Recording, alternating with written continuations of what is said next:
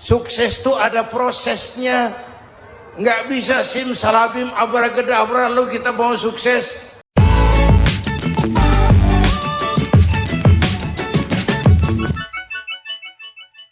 Manusia, dosamu banyak, tapi ampunanku lebih banyak. Salahmu besar, rahmatku jauh lebih besar. Kau sujud di hadapanku, aku bangga melihatnya. Kau menangis di hadapanku, aku senyum melihatmu. Kau berjalan menujuku, aku berlari menyambutmu. Karena itu amalan yang sangat dianjurkan di bulan Muharram ini memperbanyak istighfar. Itu kalau istighfarnya Nabi Adam. Ada istighfarnya Nabi Yunus. Ibu kenal Nabi Yunus? Di mana kenalannya? So tahu. Nabi Yunus itu ketika berdakwah kepada kaumnya yang bandel, memberikan peringatan, kalau kalian tidak mau beriman akan turun azab. Kapan Yunus? Akan. Kenapa mesti akan? Sekarang aja kalau mau saya tungguin. Kurang ajar betul ini umat. Akhirnya Nabi Nuh menghindar dengan perhitungan, kalau azab tidak turun saya sudah jauh. Meragukan janji Tuhan. Lalu naik kapal, dinaiki oleh Yunus, kapal mogok. Dicari siapa biang keroknya ini. Diundi ternyata Yunus, sampai 3 kali diundi. Dibuanglah Yunus ke dasar laut, ditelan oleh ikan nun atas perintah Allah. Telan itu Yunus, jangan pakai dikunyah, rusak urusan. Telan saja, simpan di perutmu. Dibawa oleh ikan nun ke dasar lautan. Itu yang oleh Quran dikatakan bertemulah 3 macam kegelapan. Zulumatun salas. Gelapnya tengah malam, gelapnya di dasar laut, gelapnya di dalam perut ikan. Itu namanya peteng. Mbahnya gelap. Di perut ikan itulah Nabi Nuh sadar akan kesalahannya, meragukan janji Allah, meragukan janji Allah. Ia sujud di dalam perut ikan itu, membaca la ilaha illa anta subhanaka inni kuntu. Itu istighfarnya Nabi Yunus. Dibacakan istighfar begitu, ikan sakit perut pak. Di dasar laut kemana mau cari apotik? Dia naik ke permukaan, memuntahkan isi perutnya. Nabi Yunus keluar dengan selamat. Itu pun terjadi pada hari ke-10 bulan Muharram. Istighfar intinya itu. Itu amalan utama bulan Muharram, memperbanyak istighfar. Allah selamatkan Nabi Nuh dari bahtera banjir yang luar biasa 10 Muharram. Allah selamatkan Nabi Ibrahim dari pembakaran Raja Namruz 10 Muharram. Setelah Nabi Ibrahim itu menghancurkan berhala-berhala, Abrahat pulang mau ibadah, lihat Tuhannya berantakan, marah besar. Siapa yang menghancurkan Tuhan-Tuhan kita ini? Ada yang lapor, kami lihat Ibrahim. Tangkap. Belum ada bukti. Tangkap dulu yang penting. Bukti belakangan. Tangkap. Wah, dikerahkanlah aparat. Tangkap Nabi Ibrahim. Disidang langsung oleh Abrahat. Oleh Namruz maksud saya. Ibrahim, kau yang menghancurkan berhala-berhala kami ini, Tuhan-Tuhan kami. Siapa bilang? Ada yang lapor. Saya dengar enggak semua berhala itu hancur. Ada yang paling besar. Angkat tangan, saya lihat ada kampak di tangannya. Barangkali yang besar itu iseng tuh. Yang kecil-kecil dikampakin. Tanya aja sama dia. Kamu gila? Kenapa? Masa kami disuruh nanya berhala? Nggak bisa jawab. Nggak bisa jawab. Lah kenapa disembah? Lebih gila mana sih? Tahu nggak bisa jawab kenapa disembah? Kurang ajar kamu Ibrahim. Bakar. Dibakar. Ketika Ibrahim dilempar ke kobaran api yang menggunung, Allah perintah api. Ya naru kuni bardan wa salaman ala Ibrahim.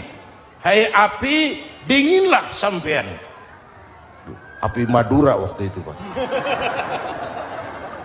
Hai api, dinginlah sampean, selamatkan Ibrahim. Api tunduk kepada perintah Allah. Ibrahim masuk ke kobaran api, selembar rambut pun tidak terbakar. Kenapa? Apinya tunduk kepada perintah Allah. Kenapa? Karena Ibrahim orang yang takut kepada Allah. Api tunduk kepada perintah Allah. Kalau kita baca ayat itu, masuk ke api, mateng. Sudah hadirin yang saya muliakan, oleh karena itu selamatnya Ibrahim dari pembakaran Raja Namrud itu pun pada 10 Muharram, Yaumul Asyura, hari ke-10 dari bulan Muharram. Baik. Itu Ibrahim. Hadirin hadirat yang saya cintai, sebagian kecil tentang Nabi Adam, Nabi Ibrahim dan Nabi Yunus, tapi saya belum menceritakan tentang Nabi Nuh tadi. Mengulang kaji. Nabi Nuh salah seorang rasul yang masuk ulul azmi 5 besar. Karena memang perjuangannya menggambarkan satu usaha yang ulet dan luar biasa. Beliau diberi umur 950 tahun. Lalu berdakwah selama 900 tahun. Sore, pagi, siang, malam. Dapat pengikut tidak lebih 80 orang. Rata-rata 10 tahun satu. Kalau saya minta berhenti aja jadi nabi, Pak. Ustadz mana masih mau buka pesantren? 10 tahun buka pesantren, yang nyantri cuma satu. Pedagang mana yang masih mau dagang? 10 tahun dagang, yang beli satu. Pimpinan partai mana yang masih mau kampanye? 10 tahun buka partai, yang nyoblos satu. Bangkrut. Umatnya bandel, kurang ajar, durjana, bajingan, tengik. Umatnya Nabi Nuh ini kalau diceramahi, telinganya ditutup dengan tangannya. Nabi Nuh akhirnya rekes. Tuhan, siang malam saya berdakwah kepada umat ini. Tiap kali saya sampaikan dakwahmu, mereka tutup telinganya dengan tangannya. Alergi dengar ceramah. Apa itu ceramah? Non profit. Saudara-saudara, jadi mau kamu gimana, Nuh? Sudah Tuhan, habiskan saja orang kafir. Nanti kalau punya anak, anaknya pun kafir lagi. Lebih baik bapak moyangnya sikat habis. Biasanya kalau bapak kalong, anak kampret. Bapak nyolong, anak nyopet. Fotokopi gimana aslinya? Hampir habiskan saja. Itu mau kamu, Nuh? Iya. Oke. Nanti aku turunkan banjir, Nuh. Buat kapal. Dengan apa saya harus buat kapal, Nuh? Ya dengan kayu, kata Tuhan. Kayunya dari mana, Tuhan? Ya dari pohon, Nuh. Pohonnya belum ada, Tuhan. Ya tanam dulu, Nuh. Bikin kapal, kayunya nanam pohon. Apa artinya? Perjuangan perlu kesabaran. Sukses itu ada prosesnya. Nggak bisa simsalabim abracadabra lalu kita mau sukses. Semua ada prosesnya. Walaupun kenyataannya begitu. Sukses banyak bapaknya, gagal itu yatim. Kalau kita sukses banyak yang ngakuin. Yang baru ketemu pakai manggil encing. Ketemu baru. Tapi sukses banyak bapaknya. Gagal yatim, nggak ada yang mau ngakuin kalau kita gagal itu. Udah bikin kapal dengan kayu di tengah kampung, bikin kapal ini. Bayangkan di tengah kampung bikin kapal, orang kafir makin menjadi-jadi. lihat Nuh. Kenapa? Makin sarap. Bikin kapal di tengah kampung, mau belayar kemana? Tuh lihat, kalau orang nggak tahu tujuan, mountain setengah jalan, proses yang dinilai bukan finalnya, ya kayak gitu kesimpulannya. Saya enaknya sendiri. Bikin kapal, kapal mendekati selesai, ini orang kafir rame-rame datang ke kapal Nuh. Mau apa? Buang najis. Sakit perut, berangkat ke kapal Nabi Nuh. Nongkrong, dapat 2-3 tumpuk, pulang. Penuh lantai kapal dengan najis manusia. Inilah perjuangan. Bukan jalan raya lurus bertabur bunga di kanan kirinya. Banyak ondak dan duri, fitnah, caci maki, antipat, segala macam. Nuh. Ada orang tua dasar kafir, kurang ajar, sudah stroke berangkat juga ke kapal Nuh. Mau buang najis, pincang-pincang digotong orang. Selesai buang najis, dia bangun mau pulang, pegangan tiang kapal terpeleset, jatuh di atas tumpukan najis. Terjadi keajaiban, yang struknya sembuh, lumpuhnya hilang, berangkat digotong-gotong, pulang jalan gagah sekali.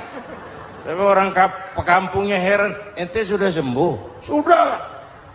Berobat di mana? Kok begitu paten? Di kapal Nuh.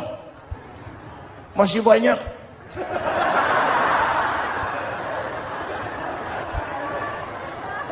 Yang berasa perlu obat bawa rantang. Ambil bersih lagi geladak kapal itu. Sudah selesai Nuh? Selesai. Oke, kau orang yang beriman bersamamu, binatang serba sepasang, naik Nabi Nuh, naik orang beriman, naik binatang serba sepasang. Ini cikal bakal penyelamatan manusia, Pak. Naiklah orang beriman, sudah naik semua, Nabi Nuh kontrol. Ini contoh buat kita, kontrol. Sudah naik semua teman-teman, sudah. Pemimpin yang baik bukan cuma terima laporan di belakang meja. Laporan itu yang mana juga bagus. Sama juga kampanye. Kampanye yang mana juga merdu. Kalau aja yang dihitung. Pernah ada calon bupati kampanye janji, kalau saya berhasil kita akan banyak bangun jembatan di daerah kita. Orang tanya, Pak, nggak ada sungai di kampung kita, Pak. Dia bilang, sungainya kita bangun sekalian. Udah kadung janji, mana pula orang mau bangun sungai itu. Saudara-saudara, kontrol. Jangan cuma tunggu laporan di belakang meja, semua laporan bagus. Ya Bu? Bu?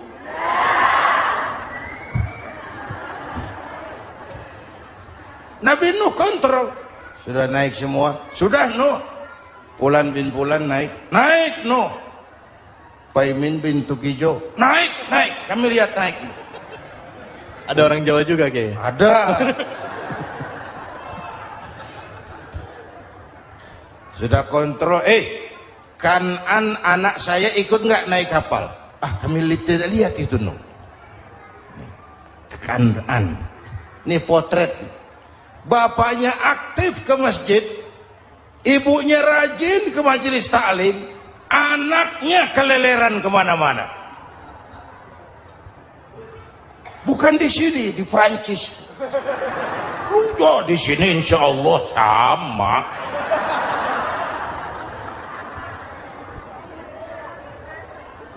Nuh karena sayang anak, Nuh karena cinta anak, Nuh karena tanggung jawab anak, cari naik ke atas kapal.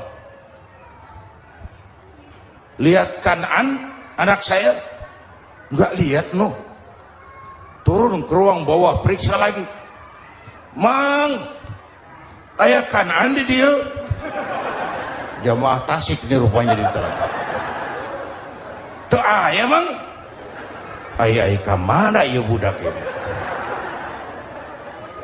Turun ke bawah, tanya lagi, ono Kanan to? Ora nano raketo. Rombongan Jawa Tengah naik ke atas buritan. Dari buritan kelihatan ternyata Kanan tidak ikut naik kapal, kumpul di darat bersama orang kafir. Ini potret kita sekarang. Kumpul sama orang kafir, hanyut anak-anak kita, ditelan budayanya orang kafir, ditelan tradisinya orang kafir, ditelan pergaulannya orang kafir. Nuh karena sayang anak dari atas manggil. Dalam Quran dijelaskan itu. Karena Nabi Nuh di atas, Kanan di bawah teriak. Ya bunayyar kam ma'ana. Begitu dalam Quran ayatnya. Cuma ini pakai gaya memanggil. Supaya kelihatan ke gambar. Kira-kira Nuh manggilnya begitu. Ini namanya gaya dakwah, Pak. Kalau ceritanya datar nggak menarik. Maka Nuh memanggil Kanan, ya bunayyar kam ma'ana. Kata yang dengar, heeh. Ini gaya orang manggil, ya bunayyar kam ma'ana. Kanan kesini nak, naik kapal sama papi. Kata Kanan di bawah itu, enggak mau papi, John di sini saja. Kata Nuh, jangan nak, Allah sedang murka, akan turun banjir. Kalau datang banjir papi, sa'awi ila jabalin ya'simuni minal ma'. Saya akan naik ke gunung tinggi yang bisa menyelamatkan saya dari banjir. Kanan naik ke gunung, gunung dihantam banjir, Kanan mati sampai sekarang. Yang kelima, Nabi Musa, kisah Muharramnya ini. Lahir dalam kondisi yang sulit karena Fir'aun mimpi akan lahir seorang anak dari keturunan Bani Israel yang akan menghancurkan kerajaannya. Kata Fir'aun, sudah lahir belum anaknya? Belum. Kalau gitu mulai malam ini laki-laki dilarang bergaul sama istrinya. Semua perempuan hamil di bawah pengawasan negara. Mulai hari ini kalau lahir anak laki-laki terutama Bani Israel, penggal. Satpol PP disiapkan. Udah ada kayaknya. Ada. Patroli. Bayangkan, Nabi Fir'aun itu bikin undang-undang seenaknya sendiri. Apalagi merasa kekuasaannya dalam ancaman. Penguasa manapun kalau merasa dalam ancaman, panik. Padahal kekuasaan itu kayak harimau. Makin lama ditaiki, makin sulit turun. Kenapa? Karena macannya makin lapar. Naik terus capek, turun dimakan harimau. Serba sulit. Saudara-saudara, kalau kita mau belajar dari Pak Harto, saya melihat kekurangan Pak Harto cuma satu, terlambat berhenti.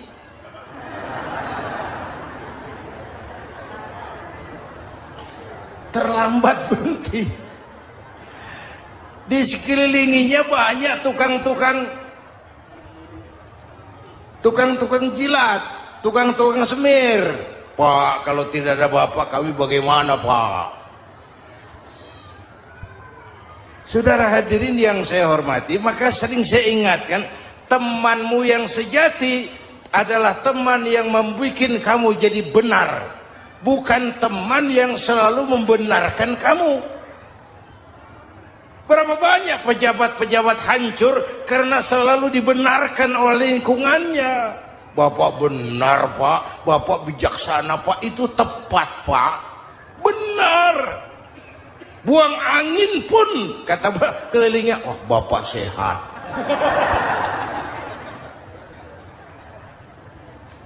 Temanmu yang sejati, teman yang bikin kamu jadi benar, bukan teman yang selalu membenarkan kamu. Bapak Ibu hadirin yang saya hormati, tapi kehendak Allah terjadi. Lahirlah Musa. Bayinya dihanyutkan di sungai Nil. Bayi sudah menderita, dihanyutkan di sungai Nil. Dan akhirnya besar di lingkungan istana Fir'aun. Diriwayat oleh Ratu Aisyah, perempuan Fir'aun, setelah mulai berjuang, terjadilah itu. Musa dan pengikutnya dikejar oleh Fir'aun. Sampai di tepi laut, Allah wahyukan Musa, lempar tongkatmu ke laut. Dalam kondisi darurat, mukjizat tiada jalan. Kondisi darurat. Kalau tidak, mukjizat itu maunya Allah, bukan maunya Nabi. Nabi nggak kuasa. Allah yang mau. Tapi hidup Nabi bukan mukjizat, manusiawi. Tidak mentang-mentang ada mukjizat tongkat, tiap sulit main tongkat, nggak usah berjuang kalau begitu. Itu darurat menyelamatkan umat. Tongkat dilempar ke laut, laut terbelah. Laut terbelah. Itu secara visualnya bisa